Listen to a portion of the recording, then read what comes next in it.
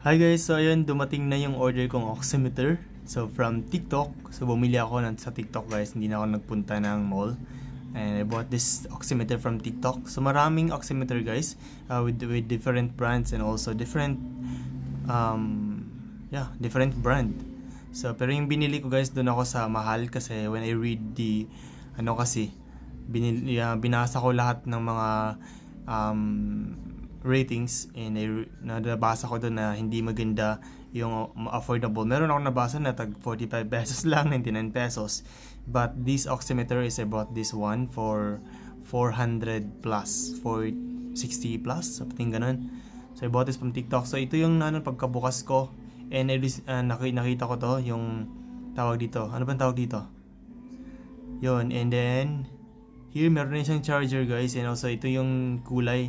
I will check later if tama ba yung kulay ko. Parang I think black yung in-order ko and blue yung dumating. I don't know. Hindi ko, i-check ko pa later.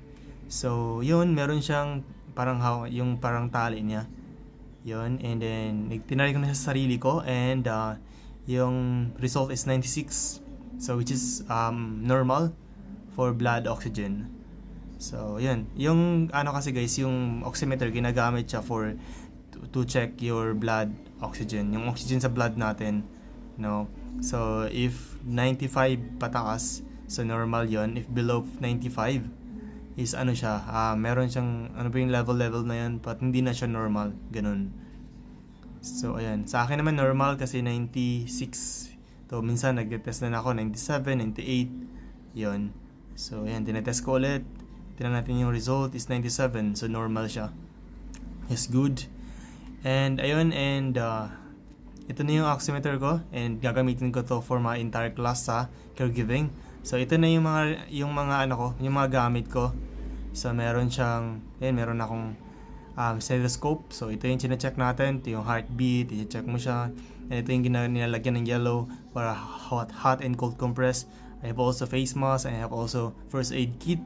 So andun yung flashlight, and also meron akong oxygen test. And then meron akong band-aid and also the gloves, disposable gloves, and also have this one. Ito ginagamit usually sa mga bata, and I also have this one na pang BP. So, ayun lang guys, and napakita ko sa inyo to. Ayun, for pang BP for blood pressure. So, ayan. So, ito yung mga binili ko guys. Ito yung mga ibang mga requirements pag nag-enroll ka ng caregiving.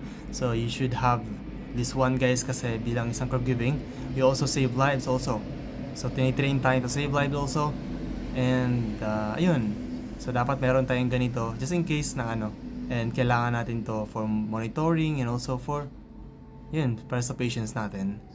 So, mahalagang meron kayong ganito. So, I thought hindi siya magastos rin pala siya.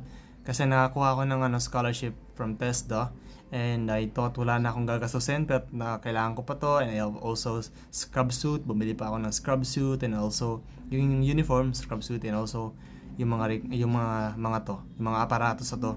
Isa to sa mga requirements at kailangan natin bilang isang caregiving. So, yun. I also bought this bag guys na lagayin ng mga aparatos ko, yung bag na yun. So, ayan guys, and yun lang naman. So, if you're interested about this course, so just follow me and comment down below.